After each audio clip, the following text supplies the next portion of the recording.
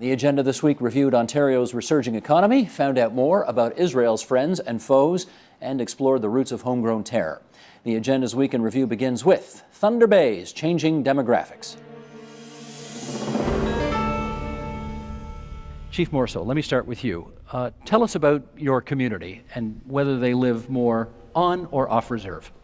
Thank you, Steve. My community is a fairly large community. Our membership base is about 2,200, so our membership has also been increasing quite substantially.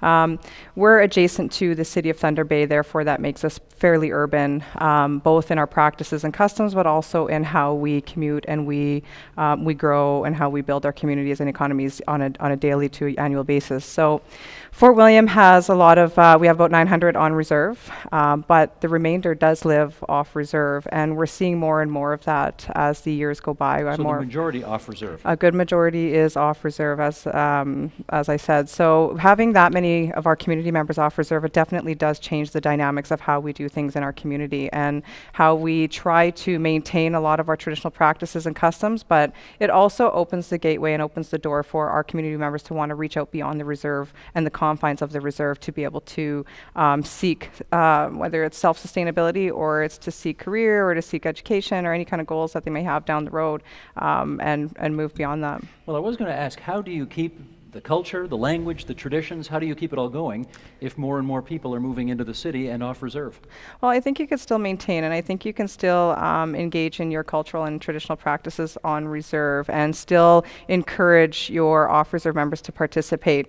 Again, the teachings kind of go with you wherever you go, so it's a matter of grasping and getting our young people, especially our parents and families at very young ages, to become adaptable to those types of cultural programmings and services. So again, teachings from elders being very, those oral histories that are passed down, we kind of take those with us. So whether we're living on reserve or we're living off reserve, doesn't really matter, it goes with us. But again, trying to reinvigorate it for an entire community, there is challenges there because of the urban setting. On whose territory, traditionally speaking, are we now doing this program? We're doing it on Fort William First Nations traditional territory. And I just thought I'd point that out. Thank you. Absolutely. David Paul, let's find out about your community. More on reserve, off reserve? How does it work? Our community represent 9 First Nations in central North Ontario, and we're called Matawa First Nations. Primarily, I would say the majority of the population lives off reserve. Quite a large population here in Thunder Bay itself, so we do service quite a lot of our citizens here in Thunder Bay. Our population-wise, it's a growing population. We have, I believe, approximately 10,000 people in our 9 communities. And if people recognize the name Matawa First Nations, it's probably from the Ring of Fire. You're very involved in that, I presume. Yeah, certainly. In fact, my own community, Martin Falls First Nation, its territory is right in within the Ring of Fire. So it's quite an opportunity that we can look forward to. That is a program that we're doing tomorrow night, challenges, opportunities, and so on the Ring of Fire. So just to let everybody know about that. John, you've seen the numbers, you've heard the description of the various communities. Paint us a picture of how complicated or well things are working out right now. Well, certainly the city council and city government recognize the change in demographics over the last 15, 20, 25 years. The influx of folks from the northern communities and neighboring reserves like Fort William and others in Northwestern Ontario for either school, health, education, opportunities as well as employment has been steady and continual.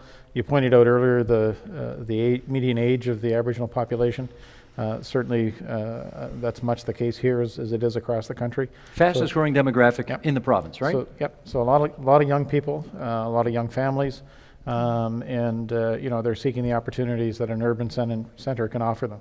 And so that brings challenges for us as a city government in terms of making sure that our services meet their needs, are delivered in a way that's sensitive to any cultural differences, And also, you know, we look at as a future employment opportunity in terms of our workforce. Can I try and nail down the numbers with you? Because I know if you go online, everybody says 10% Thunder Bay population Aboriginal, but if you talk to people in the streets, they tell you 20%. What's more accurate?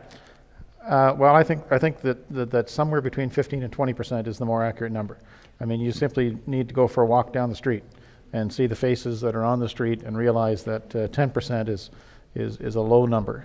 You know, participation in the census has always been a bit of a challenge in First Nations and Aboriginal communities, and so that's, you know, part of the reason for a low number coming up on the census. But you know, we certainly are convinced it's higher. We, you know, that's our sort of method of operation, is that it's in the 15 to 20% range. And you know, we have a diverse community in terms of, you know, European immigration to this community, but that diversity in terms of the Aboriginal population has been growing steadily, and it's higher than what the census says it is. I got to tell you, again, walking the streets, the European diversity doesn't scream out at me. I see Finnish. Yeah. I see Finland. That's the European diversity that I see here. Well, it's one of the large communities, and you know, people will tell you we're the largest concentrated expatriate Finnish community outside of Finland. But there's also a large Italian community, a large Ukrainian and Slavic community, and you know, a few Anglo-Saxons thrown in there as well. So it's a mixed bunch. Cynthia, first of all, welcome back to the agenda. You're the one guest here who's been on our program many times in the past. Can you start to talk to us about what you believe to be the significance of this increasing prevalence of First Nations and Métis people who are preferring to move off reserve and move to cities, and what the implications of that are in your view? The first thing I'd say is it's not necessarily a preference. I think in many instances it's a necessity, because there aren't the jobs available in the communities, and the education levels are going up. Right, so in 2006, the statistics told us we had about 1,100 PhDs graduated across Canada, and about 6,000 master's degrees, and about 30,000 undergraduates. In the Aboriginal community across Canada, 70% of them female. They need to work, and they need to be engaged in the community building at home and external in the urban centers. So that's why they're coming, because they need to find the work that they need to support their families. So it's not so much a choice as that's it. There are no choices. I think that there's a choice being made. I mean, it's a choice to move into the city. It's a choice to get an education and go to an urban center to do that. But, you know, depending where we're talking about Northwestern Ontario. So it's essential that they leave the community to go get an education and get work, because we haven't been able as a country to build the North appropriately, and to give them the schools that they need, and to give them the economies that they deserve, and to build housing that is appropriate to their needs in the North. So it's what else can they do? I think that the communities will always be there, and the communities, we feel very strongly about maintaining those communities in a good way, but all of Canada has to get behind that. Chief Morso, how successful do you think your community is? I think our community is very successful. We're a very progressive First Nation. I mean, we not only are we strategically located here, we're the gateway essentially to the north in terms of economic development and sustainability. So we tend to capitalize on that. But we also have a very dynamic community in the sense that our education rates are they're going up, they're rising, and that's a very good thing. I mean, we just recently had a doctor graduate from our community, so that speaks in volumes, and that shows the level of capacity that our community is now working at. You know, they're more susceptible to you know, a greater vision of long-term success and long-term economic viability, and they're willing to now engage and participate both on reserve, but in the federal landscape and in the northwestern landscape here in Ontario. So that to me says a lot, and again, it shows that our communities are becoming a lot more progressive, and they're becoming a lot more engaged in wanting to participate both on reserve, but also in the broader scheme. From our perspective, over the last year, a lot has happened, and this extraordinary find of chromite, let alone all the other materials, they are there, and the markets will in many ways determine when that happens. Meanwhile, we're working with NORON to see that project move forward. You say a lot has happened, and I'm going to ask the Grand Chief about one thing that actually did just happen not that long ago, which was an agreement by the Federal Government of Canada and the Province of Ontario to do a road study, think of almost $1 million, a road study, and the communities to figure out what kind of infrastructure ought to go where. How much consultation, first of all, did you have on that study? Well, I'm familiar with it because the four First Nations actually had had agreed to look at an east-west corridor as far back as 2010. So you're okay with this? Well, it's kind of like Johnny come lately. I think 4 years later, you're finally looking at something like this that was already identified by the chiefs 4 years ago. And I think the only reason it's happening is because Cliffs has left the scene, and Ontario was only supporting the north-south corridor. They were not looking at any other option. These communities had requested to look at the east-west corridor 4 years ago. Now we get it 4 years later, and I think that's contributing to moving any project in the north, because that's a clear example.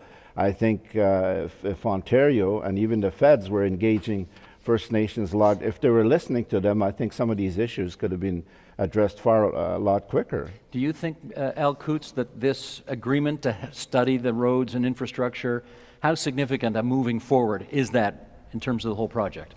I think it's a good step forward, actually, Steve, because at one point in time we were talking about railroads or big industrial roads, talking about all sorts of ways of accessing the area.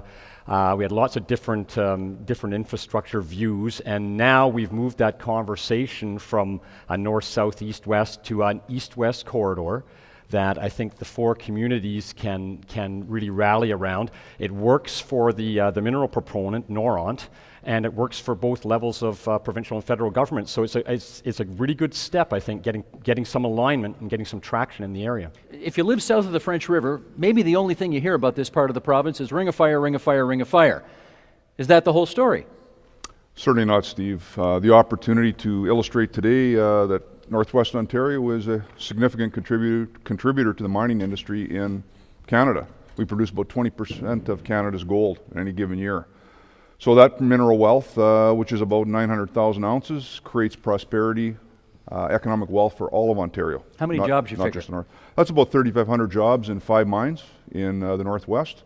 We'll add 5 new mines in the next 4 years, one of which we just heard from Tanis Drysdale, the New Gold Project. That'll add another 1,500 direct jobs, and you're looking at ratios of 3 to 1, indirect and induced jobs. So you're looking at a large workforce and a number of businesses that will flow in and out of the service and supply industry, feeding that piece. We produce palladium. We're also going to be producing graphite and nickel copper, as Alan Coutts spoke about earlier from the Noront project. Can you give us a sense of what the average annual income for the people who work in that would be? It's somewhere in the neighborhood. Let me reference this. Ontario Mining Association, Rotman School, just completed a UT, a major study at the end of 2014.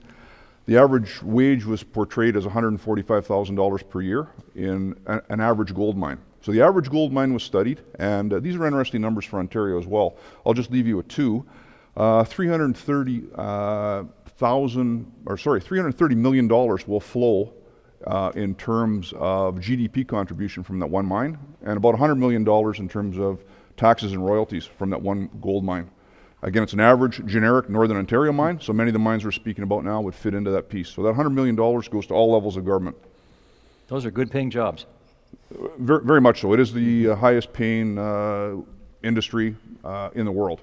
Gotcha. Okay. Genevieve, let me go to you now. As we just heard, forestry sector took quite a hit over the last decade, and certainly over the past year. Give us your sense of where things stand now in forestry in Northwestern Ontario.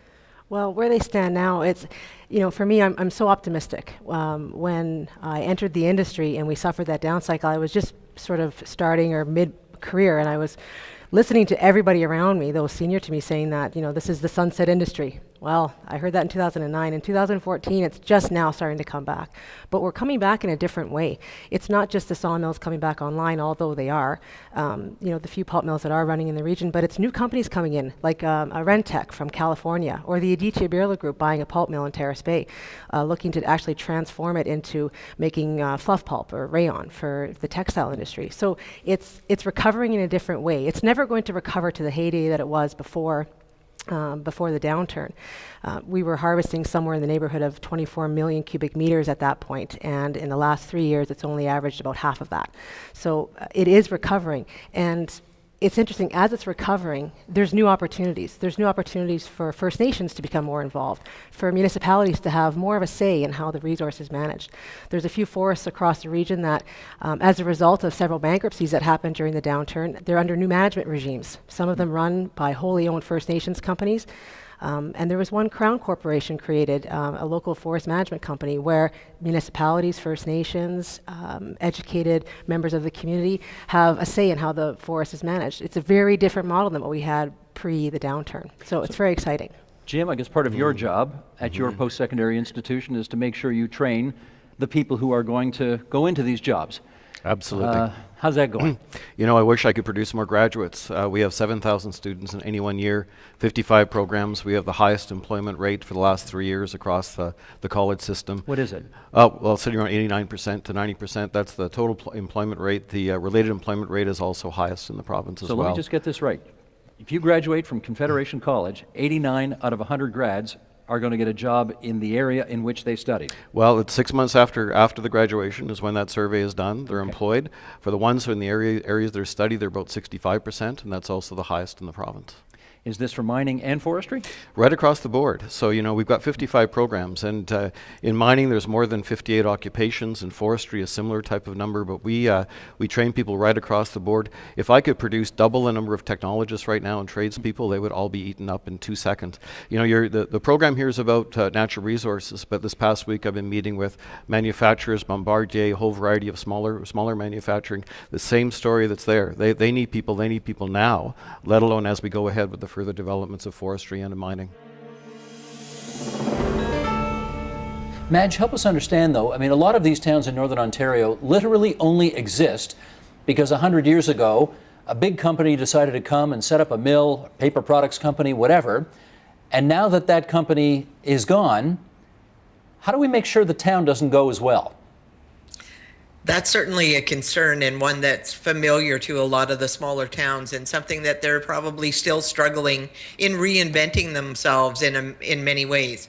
And so initially, I think the towns, certainly the ones that I've experienced, you had to go back and focus on the constituents, the people themselves, ensuring that the adjustment services were there to assist them in the transition, and then just remind them and provide a more solid community environment. So more communication with them, dealing with them more on one-on-one, just to bring that foundation back, because you often feel that you've lost, someone's pulled the rug out from underneath your feet. So what are some of the things that you can do that do not cost a great deal of money, since again, you're struggling with the loss of your taxation revenue as well. So there's certainly a ripple effect in the revenue streams of everyone, individually and corporately. Jameson, I guess we need to figure out though, on balance, when the big industry shuts down, is the town dead? Or do they get a second act in life?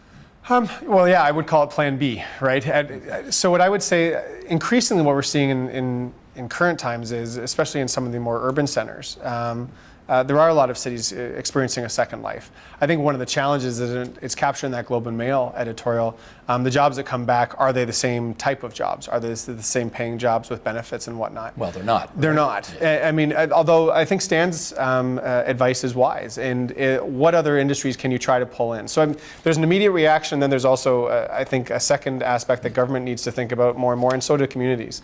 Worry about the 52-year-old, but also worry about the 12-year-old in Iroquois Falls. And I think sometimes we focus way too much on the immediate, urgent, and forget the important. So for sure, try to think of other companies and what you can do to replace those jobs immediately. Are there other industries beyond forestry that might want to co-locate there?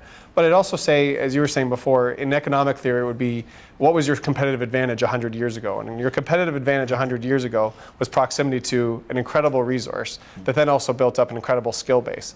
If that competitive advantage no longer exists, it's time to think about what's your next competitive advantage. And I would say the young people in Iroquois Falls are just as talented, just as intelligent as anyone else in Ontario, so start to invest in their education as well. And I think infrastructure also has to be something that government is a great investment for government rather than an immediate influx of dollars. And infrastructure can mean today broadband. Doesn't mean roads and bridges. We were discussing off air before we came here. The immediate response during the last recession was shovel-ready projects, right? I would have said, let's focus a lot more on those things that are going to move the economy in the long term, and let's hope that in the next two budgets we see from both the provincial government and the federal government that's where they focus. In the north, that could mean anything from roads, broadband, access to potable water. There's lots of opportunities for them up there that can create the environment that an IKEA of the world will say, wow, there's some talented young people there with some valuable infrastructure. That's why I'm going to stay, rather than there's great wood, because clearly that's no longer necessarily your competitive advantage in that community. They say, Stan, that the North exports two things, right? Products and people. The young people don't stay. This is all part of that cycle, I guess, isn't it? Well, yes and no. I mean, there's still enormous opportunity. Even last night, you were talking about Fort Francis, and there's a new gold mine opening up fairly close to the community. I mean, mining is cyclical. We're going through a down cycle right now, but the trend is up. I think we have to still remember the world is in a commodity super cycle. China is industrializing, India will be industrializing and urbanizing. So there's enormous mineral potential throughout all of Northern Ontario. So right now we have a bit of an upheaval with the new Mining Act regulation. We have a lot of uncertainty, and that's government driven. Minister Gravel is doing a renewal, another look at the mineral strategy. This is the Northern Development and Mines Minister. Yes, and the reason why we're taking another look at the mineral development strategy is the new Mining Act regulation has so messed things up that you're basically seeing a standstill to mining development. So let's get a little proactive here. The world we understand in the province of Ontario that stuff is happening around the world that has an impact on us here. Price of commodities, timber doing what it's doing, oil doing what it's doing, mining doing what it's doing, etc. Jameson, start us off. How can little towns, maybe one industry towns, act more proactively so that they can be prepared for this day if and when it ever happens? So I would say at least in two ways. First of all, since we're transitioning to the positive, the nice thing is the same paper that you quoted, Globe and Mail, had a headline saying Ontario is going to lead the Canadian economy in the next year. So where is that growth going to? Interview on that still to come on this program. Where is that growth going to come from? And how can we make sure that some of it at least accrues to these smaller communities, and particularly in the north? Number one, the problems that are faced by these communities are not dissimilar to that are faced across the province. How do we make sure that our small businesses become medium and our medium become large? Number one. And number two of that is how do we make sure they become more innovative? These are two problems that Roger has talked about for 13 years in his reports. To some measures of success, we continue to incentivize and mythologize the small business economy that is in Ontario and the resource-based economy that is particularly in Northern Ontario. We need to try to help those people transition to make sure that they are moving towards more innovative products. I then moved to what I was saying before about focusing on that 12-year-old and raising all the boats, and particularly the education levels, not only of the Aboriginal communities in those areas, but of the general population as well. I would say we're only 13.5 million people, and that's a problem from a retail sector perspective. If we only sell to ourselves, we aren't going to grow at 2.5%, 3%, which is required to fund all the good public goods that people require. We need to sell to the world. So what are we going to sell to the world? I think in these communities, trying to sell those more innovative products, higher end, higher value, maybe not the same number of jobs. I would really encourage all of us to stop focusing on job numbers, start focusing on wage numbers, start focusing on what we're actually producing to the world. Let us share with our viewers what you already know. Sheldon, if you would, let's bring this graphic up, province by province. Here's the way it looks. Over 2015, we know what's happening to commodity prices. So Alberta, we see negative growth, Newfoundland and Labrador, Saskatchewan, slower growth than in years past. But as you go on towards the right of that chart, there's Ontario, almost at the top of the chart, up there with Manitoba and British Columbia, for strong economic growth, relatively speaking, forecast for this year. Let's get into this. Why such a bullish outlook? Well, we've been waiting a long time to see Ontario at least get to a pace in line with the national average, which is, the province has been facing some difficult times for a decade now. And we've been really waiting on two things. One is a stronger U.S. economy. There was a restructuring in the manufacturing sector through the early 2000s. That was the early problem. And since the recession, we've been waiting for Ontario's main trade partner, the U.S. economy, to do better. And that's finally coming around. We had a glitch in the first quarter of last year, but since then the U.S. economy has been building more and more momentum. So overwhelmingly, that 2.9%, we can thank the Americans for that. We can thank the trade sector for sure. The Americans and American demand, which is, it's in fact global demand. If you look at the U.S. consumer, it's 15% of the global economy, and it's really important in terms of Ontario's trade sector. Doesn't hurt as well, I guess, that our buck is not trading at $1.03 American anymore? Well, that's the other very important piece. So all of a sudden, we're seeing the U.S. really firing on all cylinders. We're seeing an exchange rate that is going to be very favorable in terms of at least on a competitiveness and cost basis. We're going to see our manufacturing sector and our traditional industries kind of revived into that traditional market. So there's some good news there. There's some challenges as well that we're a little concerned about. Well, let's follow up on that, because 2.9% presumably doesn't mean across all sectors, right? Who's in trouble? Well, absolutely. So we are looking at manufacturing to do better in general. The auto sector rebounded over the last couple of years. In 2010 and 2011, in fact, it was where we saw the biggest gains there. That market isn't growing as strongly, and the real problem for us and the concern that we have is, can we ride the coattails of the U.S. economy if we really haven't invested enough in retooling and in building capacity in those sectors? So this is the little challenge that we're waiting to see. It's been very disappointing in terms of the investment over the past couple of years. If we look at 2014, investment in retooling was actually negative across Canada and in the province. So we need to see that pick up a little bit. Why hasn't it? I think it's an issue around confidence.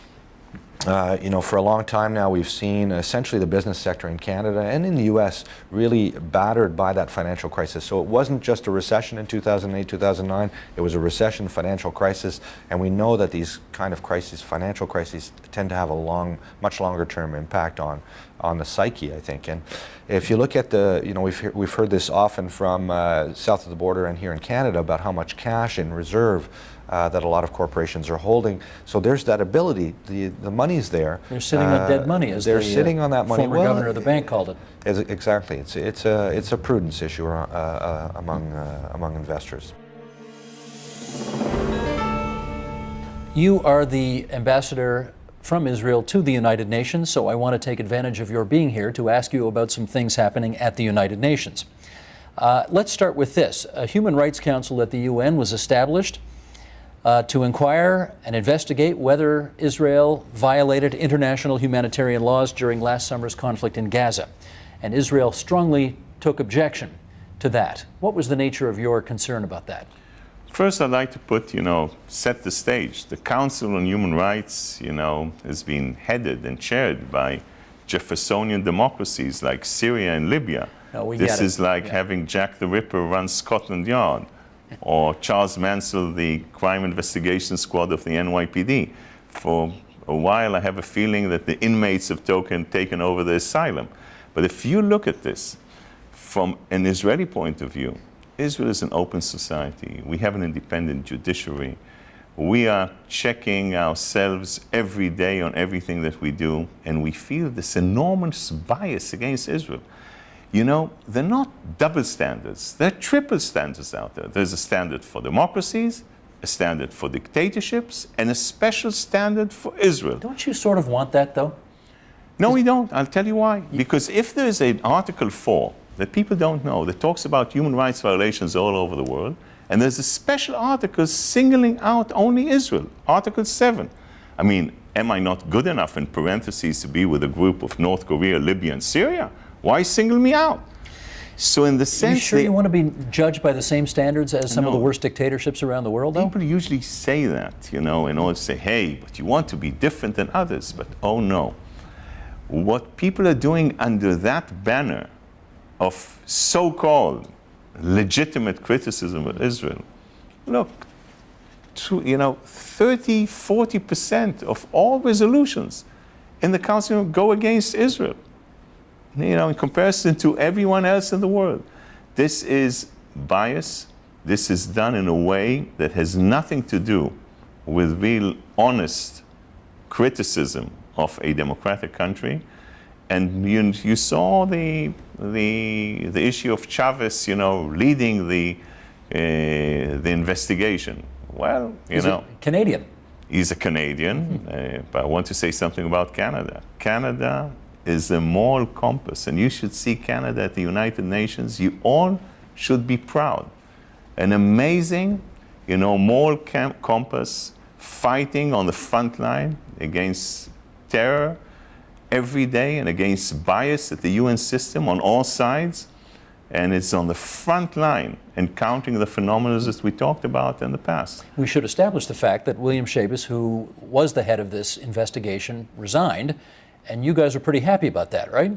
Well, look, a judge in any trial who by coincidence since 2012 was on the payroll of the PLO, a little information that he omitted to tell anyone, it's obvious that this guy, who is on record saying that he wants to see Prime Minister Netanyahu and Shimon Peres appear in The Hague, in the International Criminal Court, I mean, this is complete bias, and I'm very happy that he resigned, but from my point of view, the whole process here is flawed, and it should be null and void and beginning again to try and really look at things in a more objective way.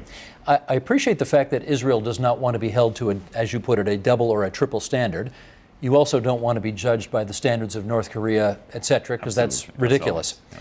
So I want to see if I can get a better understanding of why you think a disproportionate amount of the United Nations time is spent on Israel, why you think Israel is so much in the crosshairs of so many countries around the world. What's the reason? Numbers. There are 22 countries of the Arab League. There are 57 countries of the Organization of Islamic Countries, and there are more than 100 countries of the non-alignment movement. Now, just look at the numbers. The numbers out of 193 member states in the United Nations, only 87 are democracies. So over 100, they are with a different and a complete different attitude. And in the sense, Israel, it's very easy because of the numbers to go after Israel. And I can tell you that when I look at Israel and Israel's actions and behavior, and what we are doing, what we call tikkun olam all over the world. Repairing the world. Repairing the world. It's absolutely amazing. Well, Mohammed, let's do a little what if here. If you were speaking to a potential, for lack of a better expression, homegrown terrorist here in Canada, how would you explain to them that you don't need to do that? You can actually find meaning in a spiritual/religious life right here in the province of Ontario.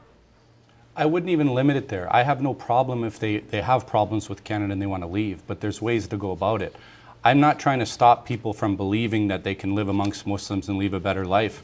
I'm trying to stop them from taking vigilante acts of violence and terrorism and bringing it to the streets of Toronto and around the world.